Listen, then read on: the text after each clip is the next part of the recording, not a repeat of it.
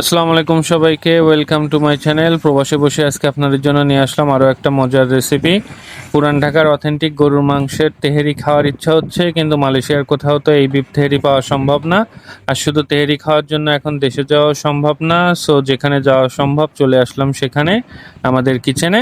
আজকে আপনাদেরকে রান্না করে দেখাবো ঘরে বসে কিভাবে আপনারা অথেন্টিক বিফ তেহেরি রান্না করতে পারেন, তার পারফেক্ট রেসিপিটা। মশলা কষানো থেকে শুরু করে ঝরঝরা ভাত আর নরম রসালো গরুর মাংস, প্রত্যেকটা ধাপ এখানে খুব সহজে দেখানো হয়েছে। রেসিপিটা শেষ পর্যন্ত দেখতে থাকুন, তাহলে আপনিও পেয়ে যাবেন পারফেক্ট গরুর মাংসের তেহারি রান্নার অথেন্টিক রেসিপি। তাহলে চলুন দেরি না করে শুরু করা যাক রান্না। প্রথমে একটা পাতিলের মধ্যে আমরা নিয়ে নিব তেল। এখানে আমরা সরিষার তেল দিয়ে দিব। পুরান ঢাকার অথেন্টিক বিফ তেহারি রান্না করতে গেলে কিন্তু অবশ্যই আপনাকে সরিষার তেল ইউজ করতে হবে। সরিষার তেল ইউজ না করলে কিন্তু অথেন্টিক ফ্লেভারটা আপনি কখনোই আনতে পারবেন না রান্নার মধ্যে। তেলটা গরম হয়ে গেছে, এখন আমরা দিয়ে দিব পেঁয়াজ কুচি। এখানে আমরা 3টা মিডিয়াম সাইজের পেঁয়াজ কুচি নিয়েছি।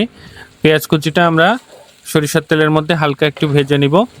পেঁয়াজটা কিন্তু আমরা অতিরিক্ত কড়া করে ভাজবো না, হালকা একটু নরম হয়ে আসা পর্যন্ত নেড়ে নেড়ে ভেজে নিব। পেঁয়াজটা ভাজা ভাজা হয়ে গেছে, এখন আমরা দিয়ে দিব 2টা তেজপাতা। তেজপাতাটা আমরা মাঝখান থেকে ছিঁড়ে ছোট করে দিয়েছি। এখন দিয়ে দিব গোটা মশলা। গোটা মশলার জন্য এখানে আমরা নিয়েছি এলাচি, নিয়েছি 15 থেকে 20টা, এলাচির মাথাটা ফাটিয়ে দিয়েছি। লবঙ্গ নিয়েছি 8 থেকে 10টা, কালো গোলমরিচ দিয়ে দিব 15 থেকে 20টা, সাদা গোলমরিচ 15 থেকে 20টা, ডালচিনি 10 থেকে 12টা টুকরা এবং একটা জয়ফল আমরা ছোট ছোট করে টুকরা করে কেটে নিয়েছি। এখন এই গোটা মশলাটা দিয়ে পেঁয়াজের সাথে আমরা একটু ভাজবো। গোটা মশলাটা পেঁয়াজের সাথে আমরা হালকা একটু ভেজে নিয়েছি। এখন আমরা দিয়ে দিব গরু মাংস। এখানে আমরা 2.5 কেজি পরিমাণ গরুর মাংস নিয়েছি। গরু মাংসটা এখন আমরা এই গোটা মশলা এবং পেঁয়াজের মধ্যে হালকা একটু নেড়ে নেড়ে ভেজে নিব। গরুর মাংসটা কিন্তু এই সরিষার তেল আর ভাজা পেঁয়াজের মধ্যে একটু ভেজে নিলে গরু মাংসের যে ফ্লেভারটা আছে, কাঁচা স্মেলটা, এটা কিন্তু চলে যাবে। আমরা গরুর মাংসটা হালকা একটু ভেজে নিয়েছি, দেখুন মাংসের কালারটা চেঞ্জ হতে শুরু করেছে। এখন আমরা দিয়ে দিব রসুন বাটা 2 টেবিল স্পুন পরিমাণ, দিয়ে দিব আদা বাটা 2 টেবিল স্পুন পরিমাণ। এখানে আমরা কাঁচামরিচ দিয়ে দিব 10 থেকে 15টা, মাঝখান থেকে ফালি করে দিয়ে এখন আমরা আদা রসুন এবং কাঁচামরিচের সাথে মাংসটা আবার একটু নেড়ে মিক্স করে দিব। মাংসটা আমরা হালকা একটু নেড়ে মিক্স করে নিয়েছি মশলার সাথে। এখন দিয়ে দিব গুঁড়া মশলা। গুঁড়া মশলার জন্য এখানে আমরা নিয়েছি 1 স্পুন পরিমাণ ধনিয়া গুঁড়া, 2 স্পুন পরিমাণ জিরার গুঁড়া এবং 1 স্পুন পরিমাণ মালয়েশিয়ান লাল মরিচের গুঁড়া। এখন আমরা দিয়ে দিব তেহেরিটা রান্না করার জন্য স্পেশাল একটা গরম মশলা। গরম মশলাটা আমরা নিজেরাই বাসায় তৈরি করে নিয়েছি। আপনারা চাইলে গরম মশলার ভিডিওটা আমার ইউটিউব চ্যানেলে দেওয়া আছে, দেখে নিতে পারেন। গরম মশলাটা আমরা 2 স্পুন পরিমাণ দিয়ে দিয়েছি। এখন দিয়ে দিব লবণ স্বাদ মতো। লবণটা দিয়ে আমরা আবার মাংসটা নেড়ে ভালো মতো মিক্স করে নিব। মশলাটার সাথে মাংসটা যত ভালোভাবে মিক্স হবে, মাংসটা কিন্তু প্রপারলি কুক হবে এবং মাংসটা খেতেও কিন্তু অনেক টেস্ট হবে। মশলাটা মাংসের ভিতরে যত ভালোভাবে ঢুকবে, মাংসটা কিন্তু খেতে তত টেস্ট হবে। আমরা মশলার সাথে কিন্তু মাংসটা নেড়ে দিয়েছি। এখন আমরা দিয়ে দিব ইয়োগার্ট। এখানে আমরা 250 গ্রাম মতো ইয়োগার্ট নিয়েছি। ইয়োগার্টটা আমরা আগে ভালো মতো ফাটিয়ে নিয়েছি। ইয়োগার্টটা কিন্তু দেওয়ার আগে সুন্দরভাবে ফাটিয়ে নিতে হবে, না হলে কিন্তু গ্রেভির মধ্যে ইয়োগার্টটা দানা দানা থেকে যাবে, তাহলে কিন্তু রান্নাটা ভালো হবে না। ইয়োগার্টটা দিয়ে আমরা মাংসের সাথে ইয়োগার্টটা খুব ভালোভাবে নেড়ে মিক্স করে নিব। ইয়োগার্টটা দিয়ে কিন্তু আমরা মাংসের সাথে মশলার সাথে খুব সুন্দরভাবে মিক্স করে নিয়েছি। এখন আমরা মাংসটা ঢেকে দিয়ে 10 থেকে 12 মিনিট রান্না করে নিব, চুলার জালটা মিডিয়াম হিটে রেখে। মাংসটা কিন্তু আমরা ঢেকে দিয়ে রান্না করে নিলাম 10 থেকে 12 মিনিট। দেখুন মাংসের থেকে কিন্তু পুরোপুরি পানিটা বের হয়ে আসছে। এখন আমরা মাংসটা একটু নেড়ে দিব। মাংসটা কিন্তু আমাদের এই পানিতেই সেদ্ধ হয়ে যাবে। আমরা যেহেতু ফ্রেশ মাংস রান্না করছি, সো আমরা কিন্তু আর পানি অ্যাড করব না। আপনারা রান্না করার সময় আপনাদের মাংসের কন্ডিশন অনুযায়ী প্রয়োজন পড়লে পানি অ্যাড করে নিতে পারেন। মাংসটা কিন্তু আমরা আরও 10-15 মিনিট রান্না করে নিয়েছি। দেখুন মাংসের পানিটা কিন্তু শুকায় আসতে শুরু করেছে। এখন আমরা মাংসটা ঢেকে দিব না, এখন আমরা মাংসটা না ঢেকে খুব ভালো মতো কষাই নিব।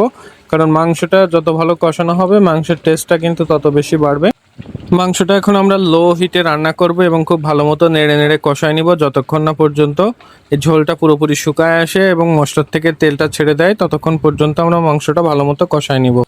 মাংসটা কিন্তু আমরা অফ ক্যামেরায় আরও 5-7 মিনিট সময় নিয়ে ভালো মতো কষাই নিয়েছি। দেখুন মাংসের মশলার থেকে কিন্তু তেলটা ছেড়ে দিতে শুরু করেছে। সো আমাদের মাংসটা পারফেক্টলি কুক হয়ে গেছে। এখন আমরা এই মাংসটা আলাদা একটা পাতিলে তুলে রাখবো, রেখে তেহারির জন্য আমরা রাইসটা কুক করব। মাংসটা উঠাই নেওয়ার সময় কিন্তু এখান থেকে আমরা যতদূর সম্ভব শুধু মাংসটা উঠাই নিব এবং তেল এবং এই ঝোলটা কিন্তু আমরা রেখে মাংসটা উঠাই নিব, কারণ এই তেল এবং ঝোলের মধ্যেই কিন্তু আমরা তেহারির রাইসটা ভেজে নিব। আমরা নিয়ে নিলাম আরও একটা পাতিল রান্না করার জন্য এবং এই পাতিলের মধ্যে আমরা যে মাংস রান্না করেছি মাংসের তেল এবং ঝোলটা নিয়ে নিব। মাংসের এই গ্রেভির মধ্যে এখন আমরা দিয়ে দিব চাল। চালটা কিন্তু আমরা আগে থেকে ধুয়ে রাখছিলাম যাতে চালের পানিটা ঝরে যায়। এখানে আমরা নিয়েছি চিনি গুঁড়া চাল 10 কাপ পরিমাণ। চালটা এখন আমরা মাংসের এই ঝোলের মধ্যে ভালো মতো লো হিটে ভেজে নিব। মাংসের এই গ্রেভির মধ্যে চালটা ভাজলে কিন্তু মশলার ফ্লেভার এবং মাংসের ফ্লেভারটা চালের মধ্যে খুব ভালোভাবে ঢুকবে, তাহলে কিন্তু তেহারির টেস্টটা আরও অনেক বেশি বাড়বে। এই সময় আমরা চুলার জালটা লো হিটে রেখে চালটা ভালো মতো নেড়ে নেড়ে ভেজে নিব। এই সময় কিন্তু পুরোটা সময় চালটা নেড়ে দিতে হবে, না হলে কিন্তু পাতিলে লেগে যাবে। চালটা আমরা নেড়ে নেড়ে খুব ভালো মতো ভেজে নিয়েছি। এখন আমরা দিয়ে দিব পানি। আমরা যেহেতু চালটা 10 কাপ পরিমাণ চাল দিয়েছি, সো পানিটা ডাবল দিয়ে দিব 20 কাপ পরিমাণ। আপনারা আপনাদের বাসাতে রান্না করলে যেই পাত্রে চালটা মেপে নেবেন পানিটাও কিন্তু ঠিক সেই একই পাত্রেই মেপে দিবেন, তাহলেই কিন্তু পরিমাপটা সঠিক হবে। এখন আমরা পানিটা দিয়ে চালটা একটু নেড়ে মিক্স করে দিব পানির মধ্যে দিয়ে। এখন আমরা দিয়ে দিব লবণ। রাইসটা রান্না করার জন্য আমরা লবণ দিয়ে দিব স্বাদ মতো। লবণটা দিয়ে আমরা রাইসটা আবার একটু নেড়ে ভালোভাবে মিক্স করে দিব পানির সাথে। তেহারি রাইসটা রান্না করার জন্য যেহেতু আমরা গরম পানি দিয়েছিলাম, চালটা কিন্তু ফুটতে শুরু করেছে। এখন আমরা দিয়ে দিব ফুল ক্রিম মিল্ক আধা কাপ পরিমাণ। ফুল ক্রিম মিল্কটা দিয়ে এখন আমরা দিয়ে দেবো 8 থেকে 10টা আস্ত কাঁচামরিচ। কাঁচামরিচটা দিলে কিন্তু রাইসের মধ্যে খুব সুন্দর একটা ফ্লেভার তৈরি হবে। কাঁচামরিচটা দিয়ে এখন আমরা চালটা একটু নেড়ে খুব ভালোভাবে মিক্স করে দিব। দিয়ে এখন আমরা রাইসটা ঢেকে দিয়ে লো হিটে রান্না করে নিব 4 থেকে 5 মিনিট, যাতে রাইসটা কুক হয়ে যায়। রাইসটা কিন্তু আমরা রান্না করে নিলাম আরও 4-5 মিনিট। দেখুন চালটা কিন্তু সেদ্ধ হয়ে গেছে। চালটা কিন্তু এখানে 80% কুক হয়ে গেছে। এখন আমরা চালটা ভালো মতো নেড়ে দিব, নেড়ে চালটা ভালো করে মিক্স করে নিব। চালটা আমরা নেড়ে মিক্স করে নিয়েছি। এখন আমরা দিয়ে দিব আগে থেকে রান্না করে রাখা তেহারির মাংস। মাংসটা দিয়ে আমরা চালের মধ্যে আবার ভালো মতো নেড়ে মাংস এবং চালটা মিক্স করে নিব।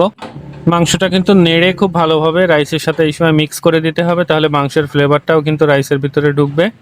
রেসিপিটা যদি ভালো লাগে তাহলে আপনারা বাসায় এইভাবে গরুর মাংসের তেহারি রান্না করে দেখবেন। এইভাবে রান্না করলে কিন্তু পুরান ঢাকার অথেন্টিক বিফ তেহারির ফ্লেভারটাই আপনারা এনজয় করতে পারবেন। এখন আমরা দিয়ে দিব ঘি। ঘিটা দিয়ে আমরা মাংস এবং রাইসটা একটু নেড়ে মিক্স করে দিব। দিয়ে এখন আমরা রাইসটা দমে দিয়ে দিব 20 মিনিটের জন্য। তাহলে কিন্তু আমাদের পারফেক্ট স্বাদের পুরান ঢাকার অথেন্টিক বিফ তেহারি রান্না রেডি হয়ে যাবে। রাইসটা আমরা নেড়ে সুন্দরভাবে অ্যাডজাস্ট করে দিয়েছি। এখন আমরা দমে দিয়ে দিব 20 মিনিটের জন্য। সো আমাদের পুরান ঢাকার অথেন্টিক বিফ তেহারি রান্না হয়ে গেছে। আমরা দমে দিয়ে দিয়েছিলাম। এখন ঢাকনাটা খুলে আমরা রাইসটা নেড়ে নিব। গরু মাংস সাথে সরিষার তেলের ফ্লেভার এবং চিনি গুঁড়া চালেরও কিন্তু খুব সুন্দর একটা ফ্লেভার, সব মিলে কিন্তু অসম্ভব সুন্দর একটা ফ্লেভার তৈরি হবে। এই তেহারির স্মেলেই কিন্তু আপনার ঘর ভরে যাবে এইভাবে রান্না করলে। এবং কালারটা দেখুন, কালারটা দেখে বুঝতে পারছেন তেহারিটা কতটা টেস্টি হয়েছে। একদম অথেন্টিক পুরান ঢাকার বিফ তেহারির মতোই কালারটা কিন্তু এসছে আমাদের। সো আমাদের পুরান ঢাকার authentic beef tehari ready to serve. এই তেহারির ফ্লেভারেই কিন্তু আপনার ক্ষুধা দ্বিগুণ হয়ে যাবে। কালারটা দেখুন, একদম অথেন্টিক বিফ তেহারির মতোই কালারটা এসছে এবং মাংসটা হবে খুবই সফট এবং জুসি মাংস। রেসিপিটা যদি ভালো লাগে তাহলে লাইক কমেন্ট শেয়ার করতে ভুলবেন না এবং এরকম আরও অনেক মজার মজার দেশীয় স্পেশাল রেসিপি পেতে আমার চ্যানেলটা সাবস্ক্রাইব করে দিয়ে পাশে থাকবেন। দেখা হবে আবার কোনো নতুন স্পেশাল দেশীয় রেসিপি নিয়ে। সে পর্যন্ত সবাই ভালো থাকবেন, সুস্থ থাকবেন। আল্লাহ হাফেজ।